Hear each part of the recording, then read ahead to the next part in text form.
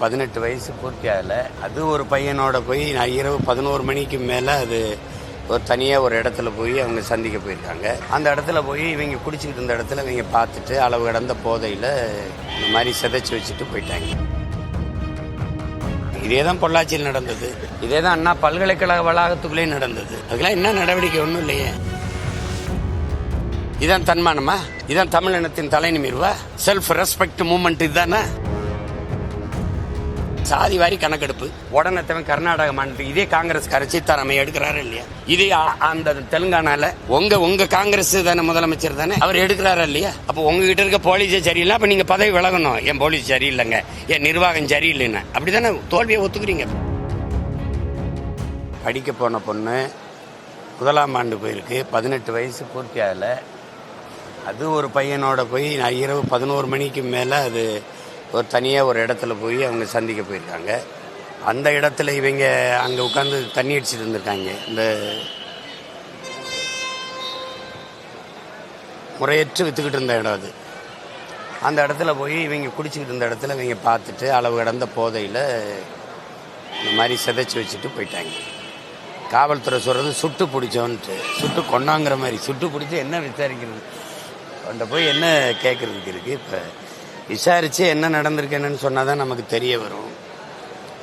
இதுக்கு மேலே காவல்துறை என்ன சொல்லுது? அந்த சம்பவத்தில் ஈடுபட்ட அவங்க மட்டும் இல்லை, பேசியிருக்கேன், நான் கேட்டுக்கிட்டு இருக்கேன், நீங்கள் நம்ம எல்லாருமே இது வைக்க தலைகுனிய வேண்டிய ஒரு சமூகம் ஆயிடுச்சு. இப்போ எப்படி இதை பார்க்கும்போது நம்ம பிள்ளைகளை பெற்றோர்கள் கல்லூரிக்கு படிக்க அனுப்புவாங்க, என்ன நம்பிக்கை வரும்? எப்படி ஒரு பாதுகாப்பற்ற சூழலில் நம்ம வாழ்ந்துக்கிட்டு இருக்கோமாங்கிற ஒரு நடுக்கம் வரும்ல. அவர் மதுரையிலேருந்து அனுப்பியிருக்காரு இல்லையா? ஒன்றும் மதுரையிலேருந்து வந்துருக்கு. அவங்க மனநிலையை தான் யோசிச்சு பார்க்குறேன். இது எப்படி இருக்கும்? எத்தனையோ அந்த கல்லூரிக்கு பிள்ளைகள் அனுப்பின பெற்றோர்கள் மனநிலை என்ன? அதெல்லாம் யோசிக்கும்போது ரொம்ப சங்கடமாக இருக்குது. கடும் சட்டங்களை வைத்து இதை தடுக்கப்படுது. கடும் சட்டங்கள் இதுக்கு இருக்குதுன்னு தெரிஞ்சாதான் இந்த மாதிரி குற்றங்கள் நடக்காது. இல்லை தொடர்ச்சியாக நடக்குது பாருங்கள், அங்கங்கே கேள்விப்பட்டுக்கிட்டே இருக்கு. இதே தான் பொள்ளாச்சியில் நடந்தது. இதே தான் அண்ணா பல்கலைக்கழக வளாகத்துக்குள்ளேயே நடந்தது. அதுக்கெல்லாம் என்ன நடவடிக்கை ஒன்றும் இல்லையே. அப்போ அது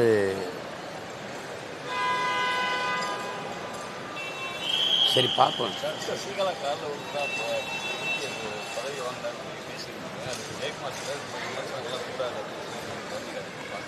இது விமர்சனம் இல்லை, நான் சொல்றது விமர்சனம் இல்லை, உண்மையை சொல்றேன். அவங்க பேசுறதெல்லாம் ஒரு பொது மனிதனா நீங்கள் பாருங்கள். நான் அதிமுக இல்லை, இது இல்லை, இந்த கட்சியெல்லாம் இல்லை. நானும் ஒரு கட்சியை வழி நடத்துகிறவனா இல்லை, ஒரு மகனாக பார்க்குறேன். பொதுவாக இந்த துரோகத்தை பற்றி பேசுறது, சமூக நீதி பேசுறது, சுயமரியாதை பேசுறது, இதையெல்லாம் பேசுறதுக்கு இவங்களை யாருக்காவது தகுதி இருக்கான்னு நீங்கள் யாராவது சொல்லுங்க, யாராவது நீங்களே சொல்லுங்க. என்ன சிரிக்கிறீங்க? ஏங்க, ஒரு மேலே பறந்து போன விண்ணூர்தியை பார்த்து இப்படி கும்பிட்டுக்கிட்டு இருந்ததெல்லாம் இது சுயமரியாதையில் வருதா? பேசியிருக்க மாட்டேன். நான் தான் திராவிடத்தின் உண்மையான வாரிசு. நம்ம வெறி வருமா வராதா? இவங்க கதை விட்டுக்கிட்டு இருக்கிறத ஆரியத்தை எதிர்க்க வந்ததே திராவிடம்ங்கிறாங்க. தமிழன்னு இருந்தா, நாங்கள் தமிழர்னு வச்சா பார்ப்பனன் நானும் தமிழர்னு உள்ள வந்துருவானே அப்படின்னு தான் அதில் ஐயா ராமசாமியிலிருந்து ஐயா வீரமணி வரை கதை விட்டுக்கிட்டு அதே கருத்து தான் இன்னைக்கு வரைக்கும் சொல்கிறாங்க. அதானே சொல்கிறாங்க. அப்போ திராவிடம் இருக்கும்போது ஆரிய பெண் பார்ப்பன பெண் ஜெயலலிதா எப்படி தலைமையேற்று வந்துச்சு? எப்படி உள்ள வந்துச்சு? 30 ஆண்டுகள் தலைவராக இருந்துச்சு, 20 ஆண்டுகளே அமைச்சராகவே இருந்தது. எல்லாரும் அவங்க ஆரியத்தின் காலில் விழுந்து தான் வாங்கினீங்க. நீங்களே ஒரு இதை கொடுத்து, செங்கோலை கொடுத்து, சமூக நீதியாத்த வீராங்கனைன்னு போய் எடுத்துக்கிட்டீங்க. என்ன கதை விடுறீங்க? ஆரியத்தின் முன்பு திராவிடம் மண்டிட்டுச்சு. மண்டிட்டா கூட பரவாயில்ல, குப்பரை விழுந்து கும்பிட்டுருச்சு.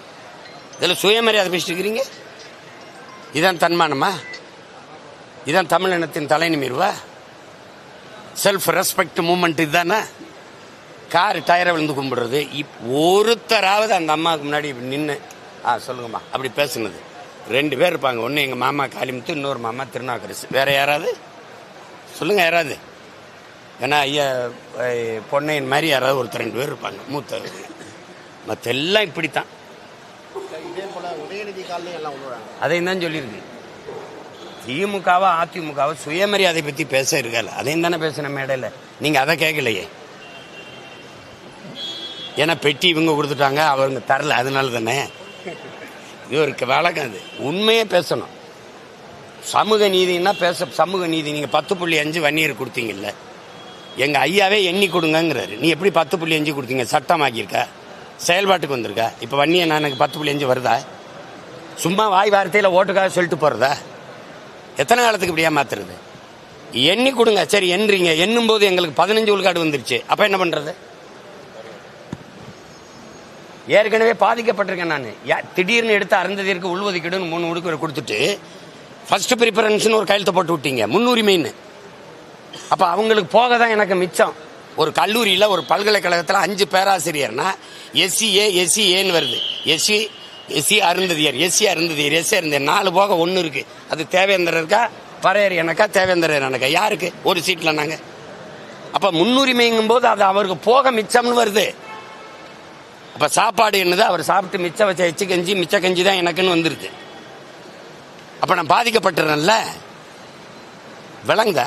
அப்போ பாதிப்புக்கு ஆளாக இருக்கிற நான் சொல்கிறேன், நீ எண்ணி கூட எடுத்து கொடுக்காத, அளந்து கூட அள்ளி கொடுக்காதேங்கிறேன். திருப்பி வாய் வார்த்தையாக ஓட்டு வரும்போது, தேர்வு வரும்போது வன்னியர் ஓட்டுக்க 10.5 போயிட்டீங்க. சட்ட வரைவு வந்திருக்கா? சட்டப்படி இது செயலாக்கம் வருதா? 10.5 படையாச்சியை நான் பயன்படுத்துகிறேன்னா? இல்லை. அப்போ எல்லாமே ஏமாற்றா இருந்தால் எப்படி? அப்போ சமூக நீதினு ஏன் பேசுறீங்க? சாதி வாரி கணக்கெடுப்பு உடனே கர்நாடக மாநிலத்துக்கு இதே காங்கிரஸ்கார சீதாராமையா எடுக்கிறாரு இல்லையா?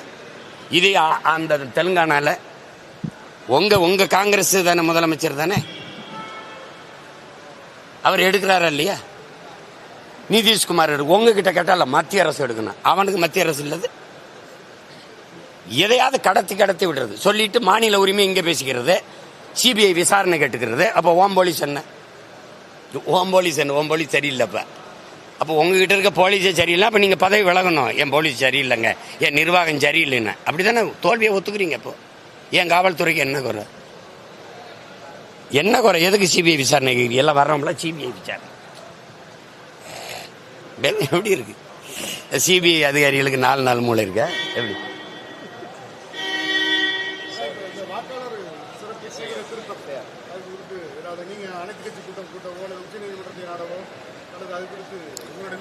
அதெல்லாம் இல்லை, அது நாடுறது கிடுறது இல்லை.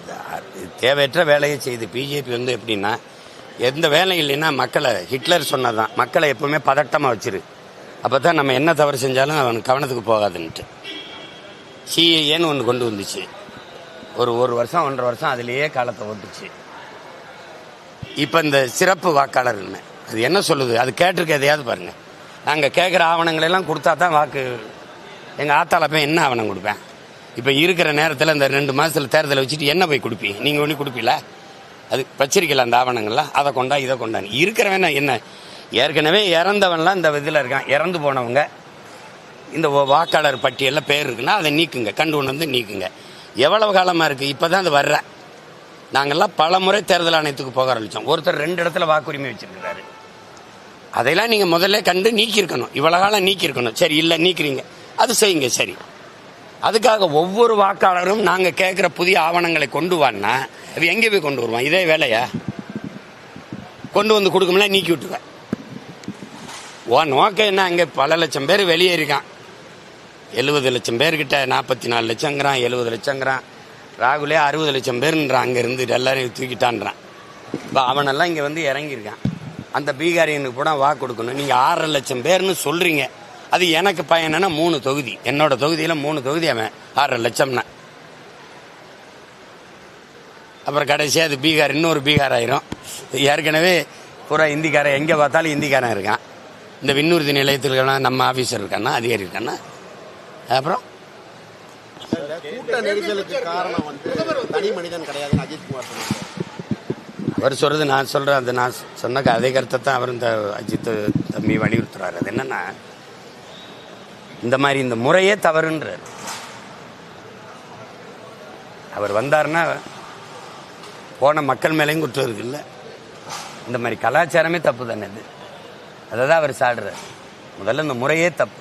அதான் திரும்ப திரும்ப நான் சொல்கிறேன். அமெரிக்கா மாதிரி வந்துருங்க, ஒரு ஊராக போய் பேசுகிற முறையை விடுங்க, ஒரு இடத்த கொடுங்க. திருச்சின்னா ஒரு மாநகரில் எங்களுக்கு ஒரு இடம் தாங்க, இவ்வளோ ஊடகம் வந்துருச்சு, நவீன அறிவியல் வந்துருச்சு, நாங்கள் பேசுகிறோம், எனக்கு ஒரு 1/2 மணி நேரம் கொடுங்க. ஐயா ஸ்டாலின் ஒரு 1/2 மணி நேரம், ஐயா எடப்பாடி, தம்பி விஜய்க்கு, ஐயா அன்புமணிக்கு, அண்ணன் திருமாவளவனுக்கு, தலைவர்களுக்கு ஆளுக்கு கொஞ்சம் கொஞ்சம் நேரம் கொடுத்துருங்க. அவங்க பேசட்டும், கொண்டு போங்க. யார் பேசுறது சரியா இருக்கோ ஓட்டு போட்டு போகட்டும், இவ்வளவுதானே. இது ஒரு அநாகரிகமான கலாச்சாரமாக தான் இருக்குது. அதை ஒழிக்கணும். அமெரிக்காலாம் மற்ற நாடுகள்லாம் இப்படி இல்லை, ஐரோப்பிய நாடுகள்லாம் இப்படி இல்லை.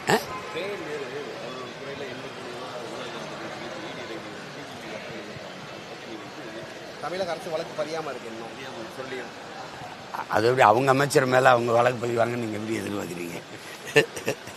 இதெல்லாம் எல்லாம் தெரிஞ்சுக்கிட்டே என்னை கேள்வி கேட்குறது. சரி, இப்போ பிரதமர் வந்து தேர்தல் பிரச்சாரத்தில் தமிழர்களுக்கு வந்து தமிழகத்தை வந்து ஒரு வன்முறை பீகாருக்கு எதிராக அப்படி பேசுறாரு. அதே போல ஒரிசாவில் வந்து திருடர்கள் அப்படிங்கிற அடிப்படையில் பேசினாரு. இது எல்லாத்தையும் தமிழிசை அண்ணாமலை எல்லாருமே வரவேற்று பேசிக்கிட்டு இருக்காங்க. உங்களோட கருத்து என்னவா இருக்கு? என்ன சொல்றது, எங்கள் அம்மாலாம் பேசுறது கஷ்டமாக தான் இருக்கு. ஏன்னா அவங்கள தமிழிசைன்னு எடுத்துட்டு ஹிந்தி சங்கீத்துன்னு வேணா வச்சுக்கலாம். ஒரு தன்மானமிக்க எவன் இதை ஏற்பான்?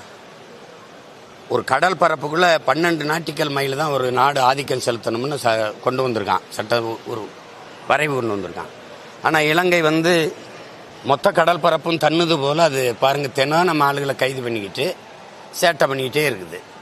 அவன் என்ன கற்பிக்கிறான்? தமிழன் திருடன் என் எல்லையில் வந்து மீனை திருடிட்டு போகிறான்னு அவன் கட்டுறான். சந்திரபாபு நாயுடு என்ன செய்கிறாரு?